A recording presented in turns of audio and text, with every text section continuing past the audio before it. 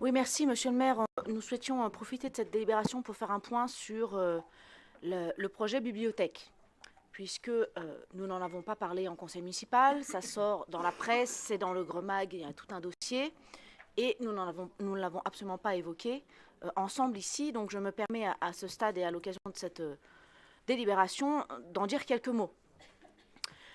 Vous évoquez dans la presse et dans le Grenoble Magazine un projet de nouvelle bibliothèque. Bon, alors plutôt qu'une nouvelle bibliothèque, c'est en réalité une extension, certes considérable, de 5000 m², qui porte un coût. Alors, les choses ne sont pas très claires, puisque les 20 millions d'euros annoncés couvrent à la fois ce projet d'extension, mais aussi l'ensemble de la rénovation des bibliothèques et la restructuration du réseau. Donc, au final, on ne sait pas exactement combien va coûter le projet d'extension, et nous sommes d'ores et déjà, au vu des montants que nous connaissons, inquiets quant à ce budget, puisqu'a priori, ça devrait largement dépasser. Ensuite, fondamentalement, sur ce projet de nouvelle bibliothèque, ce n'est pas vraiment un élargissement de l'offre. C'est en réalité une redistribution de l'offre. D'ailleurs, au passage, en installant ces 5000 nouveaux mètres carrés, vous allez supprimer un parking accessoirement de 50 places. Cela pose la question de la concertation, puisque c'est annoncé dans la presse, le projet est lancé, tout a l'air bien ficelé, et les questions sont plurielles. Évidemment, nous n'avons pas été informés en tant que conseiller municipal, mais on commence à avoir l'habitude. Les habitants de Auch et les Grenoblois ont-ils ou vont-ils être consultés? Quid de la consultation des agents de la ville de Grenoble, parce que de mémoire, vous vous étiez engagé à discuter avec les agents avant toute décision. Or, les annonces sont déjà sorties. Cette discussion a-t-elle eu lieu?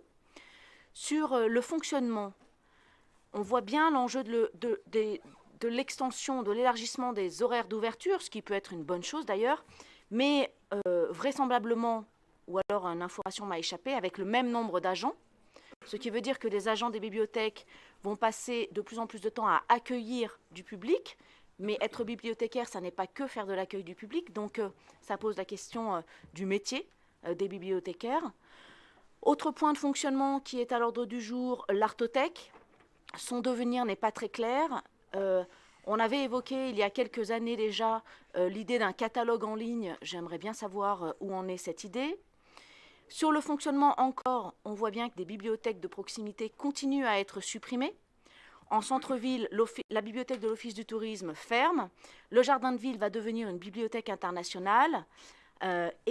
Considérant que vous avez déjà fermé la bibliothèque d'Auclin durant le plan de sauvegarde en 2015, la question se pose en réalité de l'offre de bibliothèques pour les enfants en centre-ville.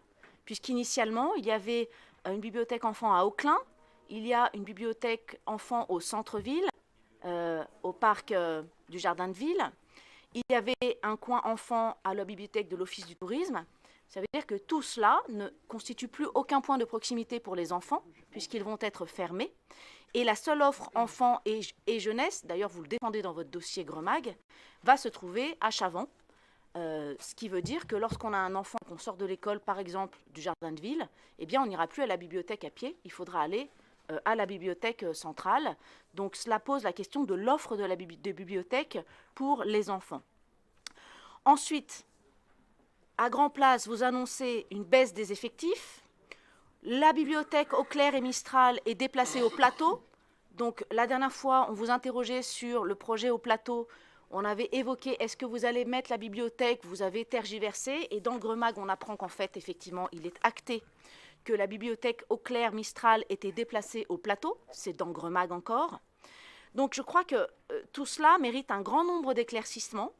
Donc moi, je le pose ici, puisqu'il n'y a pas de délibération sur cette nouvelle grand projet bibliothèque. On l'apprend dans la presse, dans Gremag.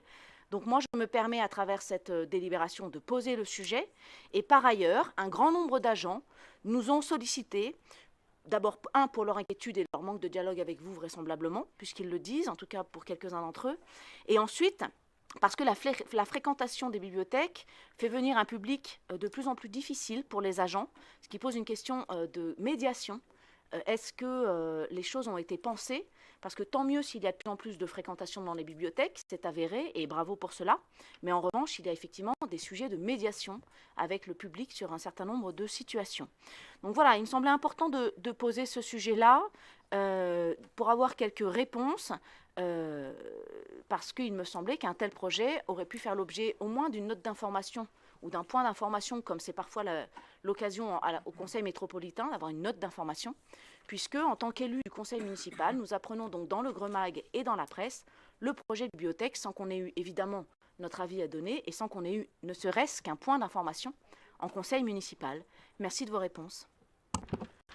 Oui, merci. Donc, en ce qui concerne la bibliothèque Auclair-Mistral, cela veut dire que de 2 équipements, c'est-à-dire une bibliothèque à Auclair et le plateau avec le pôle jeunesse et toutes ces activités que vous avez donc fait le choix de supprimer, vous déplacez la bibliothèque dans les locaux du plateau, ce qui veut dire que de 2 équipements, on passe à plus qu'un seul, ne serait-ce qu'en mètres carrés, on réduit l'offre de service public. Premier élément.